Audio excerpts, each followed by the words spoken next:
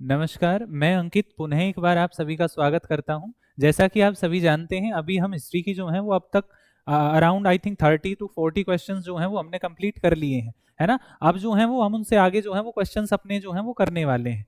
यहाँ आप एक बात ध्यान रखेंगे, देखिए जितने भी प्रश्न आपको करवाए जा रहे हैं वो अत्यंत महत्वपूर्ण है ना। और उन्हीं की महत्वता के आधार पर आप उन सभी प्रश्नों को जो है वो तैयार करने वाले हैं।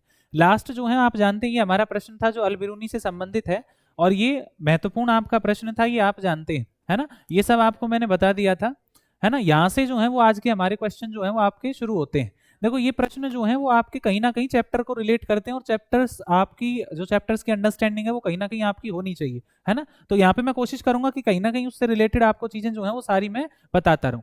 देखिए प्रश्न है आपका, निम्नलिखित में से कौन सा क्षत्रियों का व्यवसाय था, है ना। यहाँ पर देखिए ये जो प्रश्न है आपका मनुस्मृति से है। आप जानते हैं जो मनुस्मृति है वो वर्ण व्यवस्था का उल्लेख करती है। वर्ण व्यवस्था क्या होती है, उस वर्ण व्यवस्था को समझेंगे एक बार।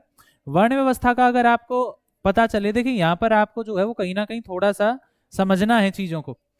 वर्ण व्यवस्था आप जानते हो शुरुआती समय पर, यानी कि शुरुआत में अगर मैं बात करूं, बहुत पुराने लंबे समय की मैं बात करने लग रहा हूं, यानी कि एक समय था जब जो वर्ण व्यवस्था है आपकी वो किस पर होती थी, जन्म के आधार पर होती थी, सॉरी कर्म के आधार पर हुआ करती थी, है ना।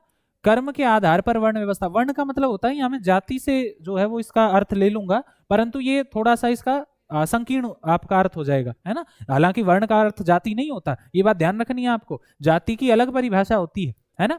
तो यहाँ वर्णों की अगर मैं बात करूं तो चार प्रमुख वर्ण जो हैं वो बताए जाते हैं। सबसे प्रमुख यहाँ पर देखो, जो वर्णों का उद्भव है वो किस प्रकार से बताया जाता है।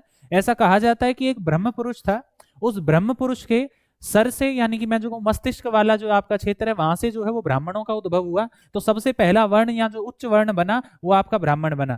दूसरे नंबर पर कौन आए, क्षत्रिय आए। क्षत्रिय जिनका जो जन्म है वो कहां से हुआ है, आपके हाथों से हुआ है ना। तो वहां जो है वो क्षत्रिय किस ब्रह्म पुरुष के उसके हाथों से, ठीक है। उसके बाद तीसरे नंबर पर आए वैश्य, जिनका जन्म उदर से हुआ है। और चौथे नंबर पर आए आपके शूद्र, जिनका जन्म जन्म जो है वो चरणों से बताया जाता है। ऐसा कहा जाता है, जो वर्ण व्यवस्था कहती है यहाँ पर, मैं उसका जो है वो वर्णन आपको करने लग रहा हूँ।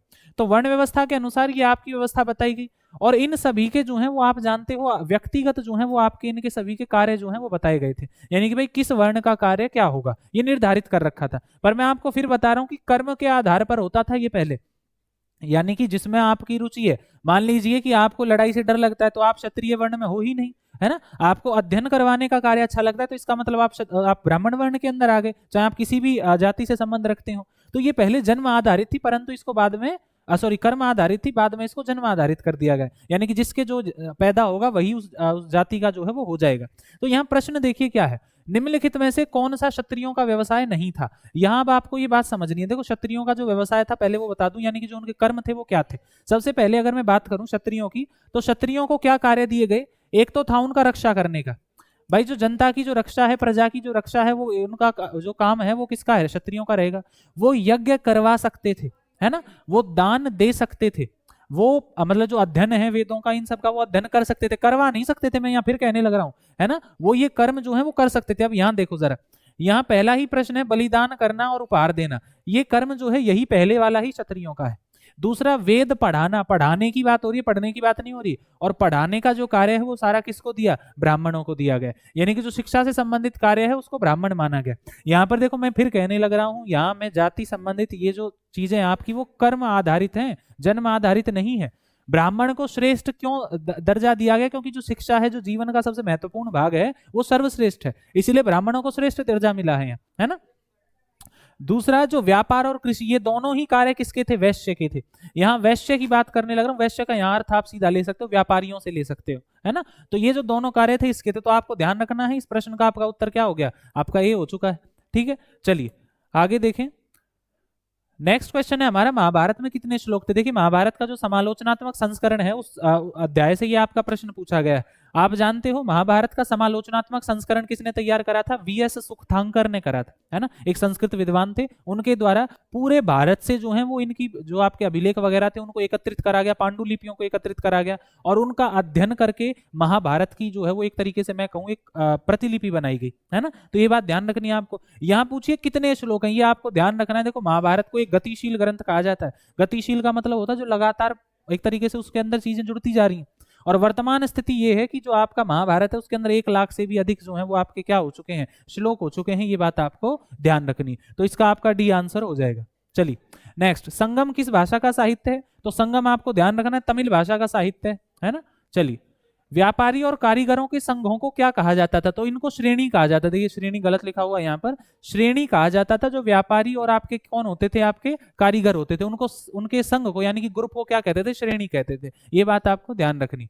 चलिए यहां देखो, ये महत्वपूर्ण प्रश्न आपका यहाँ फिर बन जाता है। आप यहाँ देखेंगे महामात्तों की नियुक्ति, मात्र नहीं है ये मात्तों है ना, महामात्तों, महामात्तों का निवास स्थान, यहाँ ये गलत लिखा हुआ है, ये नियुक्ति के बारे में पूछने लग रहा है, यानी कि महामात्तों को किसने नियुक्त करा था? तो आप जानते हैं जो आपका मौर्य साम्राज्य है, मौर्य साम्राज्य में जो तीसरा शासक हुआ यानी कि अशोक, उसको महानतम शासक माना जाता है। अगर आप अशोक के बारे में जानेंगे तो आप जानते हैं अशोक के द्वारा जो है वो किस धर्म का अनुसरण कर लिया गया था? बौद्ध धर्म का अनुसरण कर लिया गया था। ठीक, बौद्ध धर्म उसने कब अपनाया? जब वो कलिंग का युद्ध लड़ता है। कलिंग का युद्ध होने के बाद उसने बौद्ध धर्म को अपना लिया और उसके बाद उसने बौद्ध धर्म का प्रचार प्रसार करना जो है वो शुरू करा। और इसी कर्म के लिए उसने किसकी नियुक्ति करी थी? धम्म महामात्तों की नियुक्ति करी थी। ये बात आपको ध्यान रखनी है ना। धम्म के प्रचार प्रसार के लिए धम्म महामात्त की नियुक्ति करी गई थी। ये बात आपको ध्यान रखनी है। जो धम्म का प्रचार करेंगे, धम्म का मतलब है यहाँ पे एक सीधा सा अर्थ धर्म से ही ले लो, है ना, वो धम्म कहने लग रहे हैं उसे, है ना। एक इनके जो नियमावली थी जो अशोक के द्वारा निर्धारित थी, ये वो है ना। तो इसका प्रचार किसने करा था? आपका धम्म महामात्तों ने करा। तो यहाँ ये पूछ रहा है कि भाई धम्म महामात्त किसने नियुक्त करे? तो अशोक ने करे। ये बात आपको ध्यान रखनी, साधारण सी बात है। चलिए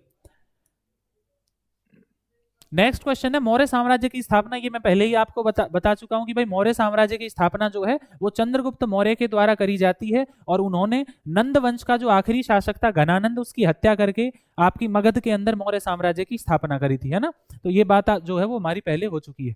इनमें से सबसे महत्वपूर्ण धर्मशास्त्र कौन सा है? धर्मशास्त्र, देखिए मैंने आपको एक बात बताई थी कि हर एक धर्म के लिए उनका एक रिलीजियस टेक्स्ट जो है वो होता है आपका, है ना। ऐसे ही भारतीयों की अगर मैं बात करूं तो हमारे जो धर्मशास्त्र और धर्मसूत्र हैं, अगर उनमें हम सबसे महत्वपूर्ण की बात करते हैं, जो हमारी नियमावली है वो सबसे आपकी जो जरूरी है वो किसके अंदर है? मनुस्मृति के अंदर। ही मैंने आपको बता दी थी। महाराजा मनु कौन थे? यहीं से मैंने आपको बताया था, महाराजा मनु के द्वारा ही मनुस्मृति की रचना करी गई। और महाराजा मनु कौन थे? आपके पृथ्वी के जो है वो पहले इंसान थे, है ना। इसीलिए हमें मनुष्य कहा गया उन्हीं के नाम के ऊपर। ये बात आप जानते हो। चलिए, किस यात्री ने महानवमी डिब्बे का जो है मतलब विजय का घर कहा? देखो यहां भी इस बात को समझना, महत्वपूर्ण चीज है। जब विजयनगर की खुदाई करी जा रही थी, यानी कि जो हम्पी के भग्नावशेष जब हमें प्राप्त होते हैं, तो उस समय एक स्ट्रक्चर प्राप्त हुआ जिसको संज्ञा दी गई महानवमी डिब्बे की। एक बड़ा विशाल का स्ट्रक्चर था, एक मंच था। अगर मैं इसकी बात करूं वास्तविकता में महानवमी डिब्बा क्या था? तो एक प्लेटफॉर्म है आपका, एक स्टेज टाइप था ये, है ना। तो यहाँ पर जो महानवमी डिब्बा है और एक फेस्टिवल टाइप हुआ करता था, यहाँ पर ऑर्गेनाइज होता था, लगभग इसको 9 दिन का हुआ करता था ये। तो ये प्रश्न पूछ रहा है कि भाई इस जो ये महानवमी डिब्बा मिला, इसको विजय का घर किसने कहा है ना। यानी कि विजय का जो घर है वो किस व्यक्ति के द्वारा जो है इसको ये संज्ञा दी गई थी। तो आप ये ध्यान रखेंगे। देखिए डोमिंगो पेस जो है इसका उत्तर है, यहाँ पर ये इसका ट्रांसलेशन गलत हुआ है। डोमिंगो पेस जो है उसने वर्णन करा है किसका? आपके महानवमी डिब्बे का। ये बात ध्यान रखेंगे। वहीं पर विजयनगर की जो किलेबंदी थी उसका उल्लेख किसने करा है? आपके अब्दुल रजाक ने करा है। ये बात भी आप ध्यान रखेंगे। चलिए आज का जो हमारा नेक्स्ट क्वेश्चन है, या मैं कहूँ लास्ट क्वेश्चन है, उसको थोड़ा सा देखेंगे हम।